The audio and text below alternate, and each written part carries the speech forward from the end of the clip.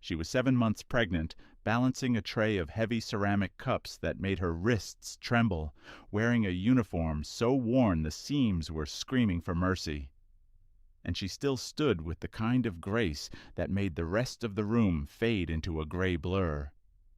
Durante hadn't taken a breath since he stepped through the door. He was standing in the middle of a grease-stained diner he would usually never look at twice, flanked by men who lived and died by his word, carrying the kind of authority that made the air in the room turn cold. And he could not move because the woman who just gasped as her knees gave out, reaching for a table to steady a life she was carrying alone, was Shirley. It was Shirley, the woman he had forced out of his house 6 months ago, the woman he had convinced himself was safer without him. Welcome to Sinful Empire Tales. Please like, share, and subscribe, and don't forget to comment telling me where you are watching from. The diner was a tomb of sudden, suffocating silence. The only sound was the rhythmic, metallic clatter of a final spinning saucer as it settled onto the linoleum. Shirley lay amidst the wreckage of cheap porcelain and spilled coffee, her breath coming in shallow, jagged hitches. The thin fabric of her waitress uniform, worn and faded, stretched taut over the undeniable curve of a 7-month pregnancy. Durante didn't just stand. He surged forward, his chair screeching against the floor like a dying animal. His bodyguards moved instinctively to flank him, but he shoved them aside with a feral desperation they had never seen. In 6 months, he had cultivated a heart of stone, convinced that cutting her out of his life was the only way to keep her breathing. He had spent half a year of cold nights telling himself she had moved on, that she was safe, that she was free of his shadow. He reached her in 3 strides, his handmade Italian loafers splashing through a puddle of lukewarm espresso.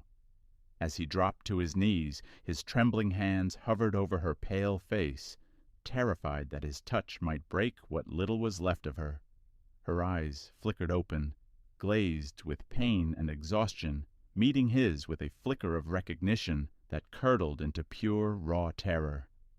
The math screamed in his head, a frantic, agonizing calculation of dates and missed sonograms. He hadn't just abandoned his wife. He had left his heir to starve in the shadows of the very city he ruled. The ambulance was a sterile, screaming box of neon light and desperation, tearing through the city streets. Durante sat on the narrow bench, his tailored suit jacket discarded, his white shirt sleeves rolled up and stained with the coffee that had soaked into Shirley's uniform. He watched the paramedic work, but his mind was elsewhere, trapped in a frantic, backward crawl through time. 180 days. That was how long he had lived in the self-imposed exile of his own cold house. He began to count, tracing the months like a rosary of regrets. 5 months ago, he had been burning her letters. 4 months ago, he had been drinking himself into a stupor to forget the scent of her hair. But then he stopped at the beginning. The night the papers were signed, the final, brutal night they had shared in the heat of a looming goodbye, was exactly 7 months ago.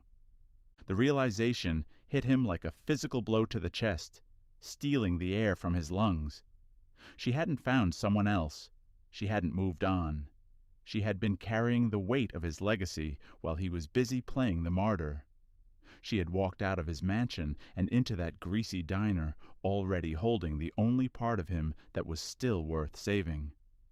He looked at her pale, unconscious hand, then at the sharp rise of her stomach, and felt a fury so cold it threatened to consume him.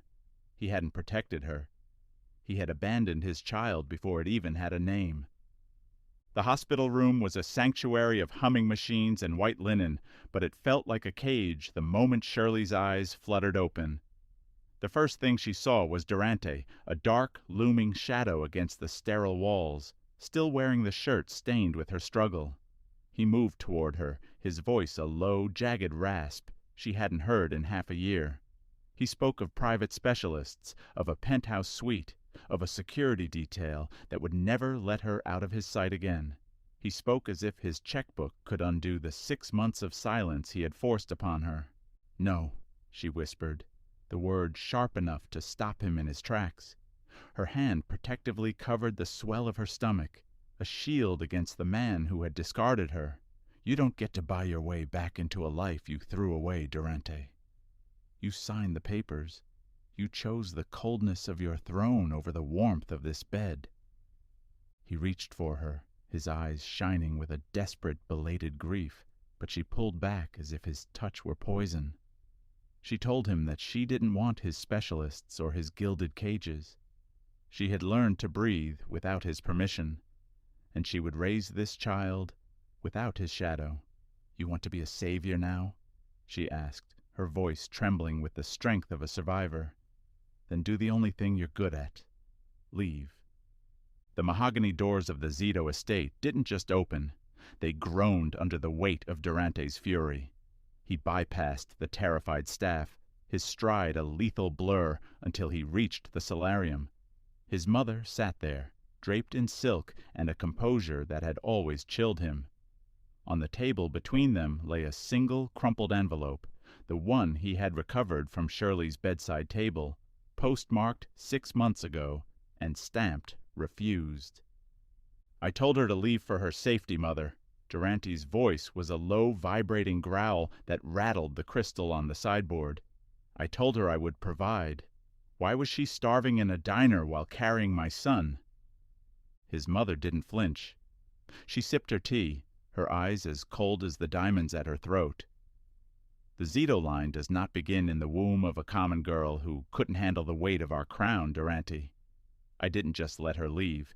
I made sure she understood that if she ever touched a cent of your money, or mentioned that child, I would ensure she vanished before the first trimester ended." The air in the room curdled. The protection Durante thought he had built was a lie. His mother hadn't been a guardian. She had been the predator. He realized then that the monster Shirley was hiding from wasn't his enemies in the street. It was the woman who had raised him. Every day Shirley spent in that diner hadn't been a choice. It had been a desperate flight from a death sentence signed in his own name. The Zito signature was a death warrant for some, but for Shirley, it became a silent, invisible shield. Durante didn't go back to the hospital. He knew the sight of him was a poison she couldn't stomach.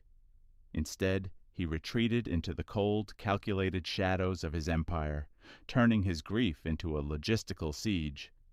By midnight, the deed to the neighborhood diner sat on his desk, signed in a shell company's name. By dawn, the local pharmacy had been acquired, its inventory quietly adjusted to ensure that every prenatal vitamin and prescription Shirley Hammond needed would be marked as covered by insurance. She didn't know she had. He sat in the back of a blacked-out sedan across from her cramped apartment, watching through the rain-streaked glass. He watched her limp toward the entrance, her hand pressed against the small of her back, every step a testament to the 6 months of struggle he had caused. He wanted to run to her, to carry her up those narrow stairs, to beg for a forgiveness he knew he didn't deserve. But he remained a ghost. He funneled a fortune into random neighborhood improvements, brighter streetlights, private security disguised as beat cops, and a specialized grocery delivery service that accidentally dropped off organic produce at her door twice a week. He was a king, building a fortress around a woman who hated him, a silent stalker ensuring that while she refused his heart, she would never again have to choose between a meal and his child's future. The rain was a relentless gray curtain as Durante intercepted her in the narrow hallway of her apartment building. Shirley was struggling with a bag of the donated groceries, her breath hitching in the cold air. Before she could recoil, he reached out, his large, scarred hands steadying the heavy paper bag. The air between them was electric, with 6 months of unsaid apologies and the sharp, jagged edge of her resentment. "I told you to stay away," she hissed, her voice trembling as she pressed her back against the peeling wallpaper. "I can't," he rasped, his eyes anchored to hers. "Not while you're carrying my soul in a body that's breaking." He reached out, not to grab her, but to steady her as she stumbled from a sudden, sharp movement within. His palm landed flat against the rounded mountain of her stomach. The world stopped. Beneath the thin cotton of her coat, a distinct, powerful rhythmic thump struck his hand. It wasn't a heartbeat. It was a kick, a tiny, defiant declaration of life. The Don, the man who had ordered deaths with a nod, felt his knees go weak. The power shift was instantaneous and absolute. The empire, the blood-stained ledgers, the throne, it all turned to ash. In that singular, vibrating moment of connection, Durante Zito didn't see a liability or a legacy. He saw a person. He wasn't a boss anymore.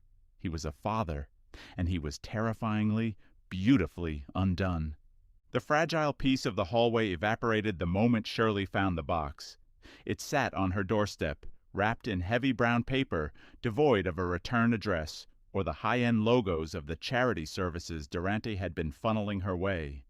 Durante, still reeling from the phantom sensation of his child's kick against his palm, stepped forward to intercept it, his instincts screaming a warning that had nothing to do with fatherhood and everything to do with blood. "Don't touch it," he commanded, his voice dropping into the lethal, low register of the Don. But Shirley was faster, her fingers already tearing at the tape. She didn't expect a gift. She expected a bill. What she found was far worse. Inside, nestled in a bed of shredded black silk, was a silver rattle, tarnished, ancient, and engraved with a crest that wasn't the Zito lion. It was the serpent of the Moretti family, his oldest rivals.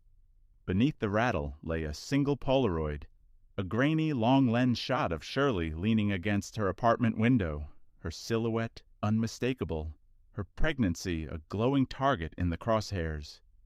The air in the cramped hallway turned to ice. The open loop of his world had finally snared her. Durante didn't need to read the note to know what it said. His silence hadn't protected her. It had simply made her a sitting duck. The realization that his enemies now held the coordinates to his only weakness turned his blood to liquid fire. He looked at Shirley's paling face and knew the 6-month Cold War was over. The real war had just begun. The sterile quiet of the maternity wing shattered with the heavy rhythmic thud of suppressed gunfire. The power cut instantly, plunging the hallway into a strobing nightmare of emergency red. Inside room 402, Shirley let out a strangled cry, her body racking with a contraction so violent it stole her breath. This wasn't just fear. The stress of the Moretti threat had pushed her body over the edge. The 6-month wait was over. The heir was coming, and he was coming in the middle of a slaughter. Durante didn't hesitate. He kicked a heavy medical cart in front of the door, his movements a blurring symphony of lethal precision. He checked the magazine of his sidearm, the cold steel a grim contrast to the warmth of the hand Shirley reached out to him. "Don't leave us," she sobbed, her fingers digging into his forearm. "Never again," he vowed, his voice a low, vibrating growl of a man who had finally found something worth dying for. He stepped into the corridor as the first shadow rounded the corner. He wasn't the Don of a crime syndicate anymore. He was a barricade.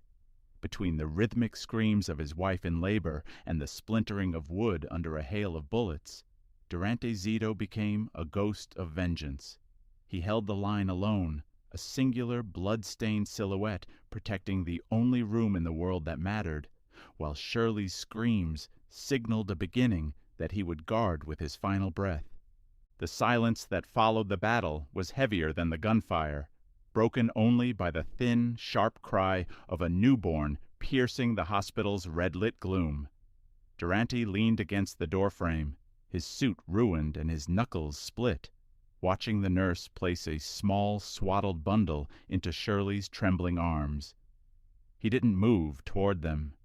He stayed in the shadows, a blood-stained sentinel who finally understood that his presence was both a shield and a scar. "He has your eyes," Shirley whispered, her voice a fragile thread in the quiet room. Durante walked to the bedside, but he didn't reach for the child. Instead, he pulled a thick, cream-colored envelope from his inner pocket. He laid it on the sterile tray beside her. Inside was not a check or a deed, but a full, notarized confession of every crime he had committed to build the Zito throne. Names, dates, and the blood he had spilled. "This is my life, Shirley," he rasped, his knees finally hitting the floor by her bed. "6 months ago, I tried to control your safety by leaving. I was a coward." He pressed his forehead against the edge of the mattress, a total surrender of the man he used to be. "That paper is your insurance. If I ever fail you, if I ever lie, or if you simply want me gone, give it to the feds. My freedom is in your hands now. I'm not your boss. I'm just a man asking to be a father." Shirley looked from the sleeping boy to the man broken at her feet, and for the first time in half a year she reached out and touched his hair. The war was over. The healing had begun.